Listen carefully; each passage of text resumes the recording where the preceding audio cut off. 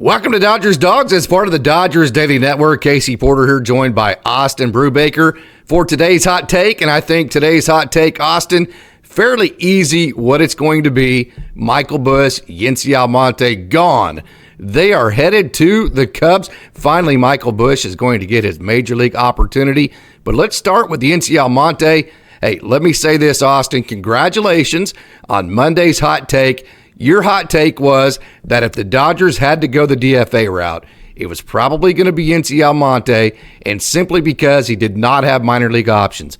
I know that probably the most popular names were going to be Ricky Vanasco, Gus Varland. We told you that wasn't going to happen. We also told you that the Dodgers were going to work like hell to make a trade first, so they didn't have to DFA anybody. So instead of DFAing Yency Almonte, they sent him to the Cubs with Michael Busch. So congratulations on that take, Austin. That was right on. And then dive into the Yency Almonte aspect of this trade. Yeah, I appreciate that, Casey. But I think the bigger congratulations goes out to Yency Almonte. Look, with him, you go back to his 2022 season for the Los Angeles Dodgers. He was simply phenomenal for them. Dealt with a little bit of inconsistencies this past season, was spent some time down in Oklahoma City. And as you mentioned, he is out of minor league options. And especially with where the Dodgers are at, they have a lot of pieces that can fill into the rotation or into the bullpen. They're still looking to potentially add pieces to the bullpen. We can talk a little bit later tonight about potential pieces that they could add to that. There really didn't seem to be a great fit or great home to keep Yency Almonte on this big league bullpen throughout the entire regular season, which is what they would have had to do if they kept on to Yency Almonte. So I think that's one of the main reasons why the Dodgers decided to make this trade. One, they needed to fill up a roster spot for Teoscar Hernandez. Two, Yency Almonte, still a very talented pitcher, but there wasn't a lot of flexibility as far as what the Dodgers were going to be able to do with him, which congratulations to Yency. He's going to be able to get an opportunity in that Chicago Cubs bullpen. I'm sure they're going to utilize Yency. He still has a ton of talent. Talk about relievers having a little bit of volatility. Last year was a little bit of a down season. This upcoming season, I think he can find the adjustments and be a really solid contributor to the Chicago Cubs bullpen. Yeah, and Yency's all about that slider, no doubt about it. He came to the Dodgers as a two-seam, kind of an east-west guy. The Dodgers, they gave him the four-seam. They kind of did away with this two-seam, had him ride that four-seam up in the zone. It was wildly successful for him to add with the slider. And then last year they added back his two-seam as well. So he actually came to the Dodgers more of a two-seam guy. He's leaving the Dodgers in a better place in my position because he is a two-seam, four-seam slider and a slash sweeper type of guy as well. So I think the arsenal is bigger for Yency Almonte. So I think that the Dodgers they did good as far as, what they had to do in this situation. The Cubs are getting a good return. So as far as the Yency Almonte part of it, I think it was either DFA the guy and he wasn't going to accept a minor league option and lose him, or try to get a return out of him. So it's hard to say who the headliner was out of this trade between him and Michael Busch. You would think it would be Yency Almonte because he has major league experience, but because of the fact that there really was no spot, it's hard to tell there. So I think the Dodgers did good with him. I think it was obvious what was going to happen. So then also the Michael Busch situation. Okay, Michael Busch, we've talked ad nauseum. I won't wear you out about, all the things we've already talked about. Simply put, super pumped that Michael Busch is finally going to get his opportunity with the Chicago Cubs. So dive into Michael Busch. Yeah, I think that is the biggest thing that I'm taking away from this. We've been talking about it quite a bit. Michael Busch is not a minor league player. He deserves to be on a big league roster. Last year, you're talking about a season where he spent most of his time in Oklahoma City, putting up 150 WRC plus. That's after spending a significant portion of time in Oklahoma City as well. And where the Dodgers are at right now, with their major league club, there is not room to bring up a guy from the minor leagues. All the spots on the roster are filled. So it's either Michael Busch is a depth piece on the team, or you need to trade him to actually give him an opportunity. Keeping him in Oklahoma City would have been terrible for Michael Busch.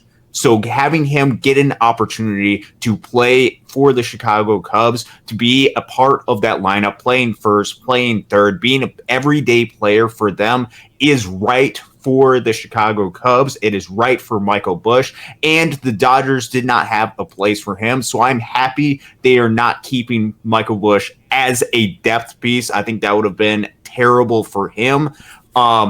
So with him, I think they did the necessary thing that they had to do, which they had to move him in some type of deal. We talked about it previously about potentially moving him for maybe a major league piece, maybe some help for the pitching. They decided to do an alternative route, which is trade him for more depth for the minor leagues. That is another option that you can do with a guy like him. Michael Busch is no longer a Los Angeles Dodger, which it's sad for us because we're not going to be able to watch him every day, but we are happy that he is getting an opportunity at the big league level, which he has earned and deserves. No doubt about that. So the overall take on the trade, I do feel like that the Dodgers allowing their prospects to get to be 26 years old, that does reduce the value that they have. So let me give you an example. One of the reasons why I think Jesus Luzardo is so valuable, it's not because he's been a dominant pitcher. It's not because he's been maybe even a top tier pitcher.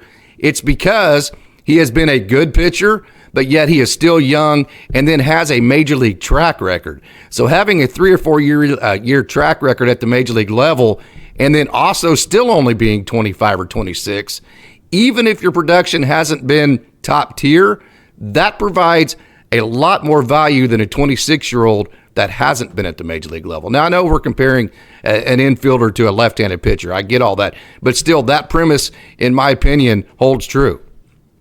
Yeah, I think if you look at this situation, I don't think the Dodgers, certainly we can talk about the two pitchers that the two players that the Dodgers got back in the return. But I don't know if the Dodgers got peak value to what Michael Busch has to offer. He has a ton of value to offer. Sure, there's questions about where you're going to place him defensively, but that bat is absolutely there. He has a ton of talent. And if you're keeping these guys as they're getting older and older in the farm system, it's going to diminish some of the value, which I get it. One of Michael Busch's seasons in the minor leagues was taken away for the 2020 season.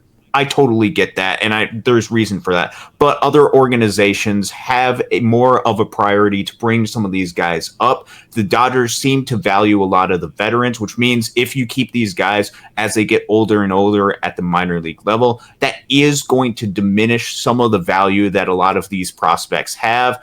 And man, I'm glad that Michael Busch is getting his opportunity. I just wish that he had potentially gotten that opportunity a little bit sooner with a little bit more regularity to be able to prove himself, because that can make a really real difference as far as the value of this player and the value to the organization as well. So here's kind of my point to that as well. The Dodgers, they have plenty of prospects. They're going to always have plenty of prospects. The prospects they got back, they did as good as they possibly could have. No doubt about it. For the situation they were in, they pulled another rabbit out of their hat. I mean, they got a hell of a lot of return for what the position they were in. Everybody knew they had to deal Busch. Everybody knew they had to deal Yency Almonte. So to get the return they did, that just goes to show just how great the Dodgers front office is, right? But my only point to it is the Dodgers have plenty of prospects. They have Justin Robleski. They have Maddox Bruns. They have Ronan Kopp, Alec Gamboa. They have John Rooney. They have these guys, right? So the Dodgers have plenty of prospects. What they need right now is World Series rings. And so you did not get any pieces from Yency Almonte or Michael Busch, your number 2 prospect in the organization. That's going to directly lead to what you need the most right now, which is a World Series title. That's kind of my take on it.